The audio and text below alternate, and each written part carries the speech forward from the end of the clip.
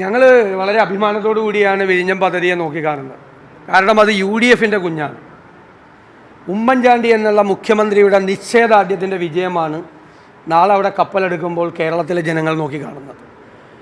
അന്ന് ഞങ്ങൾ ഈ പദ്ധതി കൊണ്ടുവരുമ്പോൾ എന്തെല്ലാം തടസ്സവാദങ്ങളാണ് ഇവരെല്ലാം ഉന്നയിച്ചത്.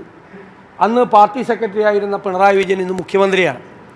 അന്ന് അദ്ദേഹം പറഞ്ഞത് ഇത് 6000 കോടി രൂപയുടെ റിയൽ എസ്റ്റേറ്റ് ഇടപാടാണെന്നാണ് പറഞ്ഞത്. 6000 കോടി രൂപയുടെ അഴിമതി ആരോപണം ഉന്നയിക്കുകയായിരുന്നു.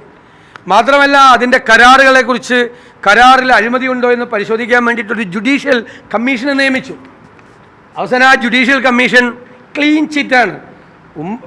പിണറായി സർക്കാർ നിയമിച്ച ആ കമ്മീഷൻ തന്നെ ക്ലീൻ ചിറ്റാണ് യഥാർത്ഥത്തിൽ ഉമ്മൻചാണ്ടി സർക്കാരിനും ഉമ്മൻചാണ്ടിക്കും കൊടുത്തത്.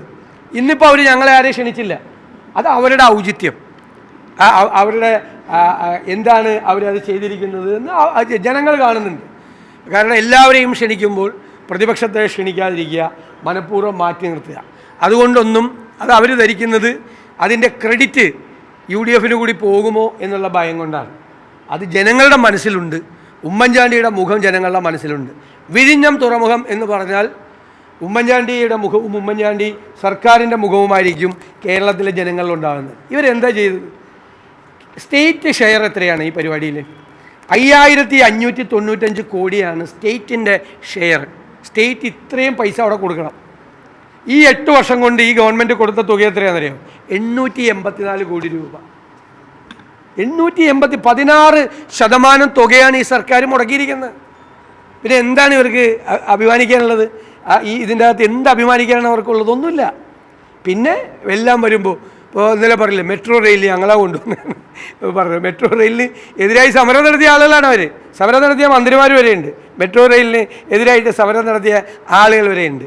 അപ്പോൾ അതെല്ലാം ക്രെഡിറ്റ് എടുക്കുക എന്നത് മാത്രമേ ഉള്ളൂ. പക്ഷെ കേരളത്തിലെ ജനങ്ങൾക്ക് ഇതെല്ലാം കൃത്യമായിട്ട് അറിയാം. പക്ഷേ മന്ത്രി ഇതെല്ലാം പറഞ്ഞത് ക്രെഡിറ്റ് എടുക്കുന്ന പ്രതിപക്ഷമാണ്.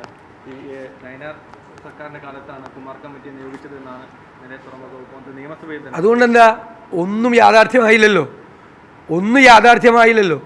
യാഥാർത്ഥ്യമായത് ഉമ്മൻചാണ്ടി സർക്കാരിൻ്റെ കാലഘട്ടത്തിലാണ്.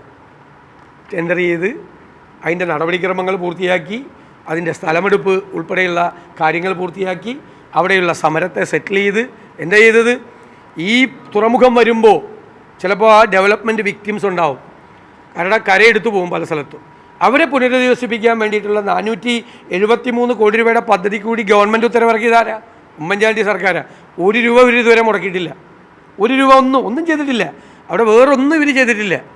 മനസ്സിലായില്ലേ? എല്ലാ നടപടി പൂർത്തിയാക്കി അവിടെ നിർമ്മാണ പ്രവർത്തനം ആരംഭിച്ചിട്ടാണ്.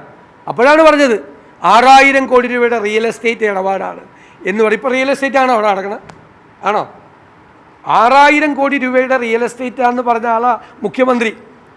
അതിനെ തടസ്സപ്പെടുത്തുക അഴിമതിയാണെന്ന് പറഞ്ഞ ആ പദ്ധതിയെ ഇല്ലാതാക്കാൻ. അന്ന് ആ മനുഷ്യൻ പറഞ്ഞു ആരെന്ത് പറഞ്ഞാലും എന്ത് ചെയ്താലും വിഴിഞ്ഞം പദ്ധതി യാഥാർത്ഥ്യമാക്കും എന്ന് പറഞ്ഞ മുഖ്യമന്ത്രിയായിരുന്നു ഉമ്മൻചാണ്ടി.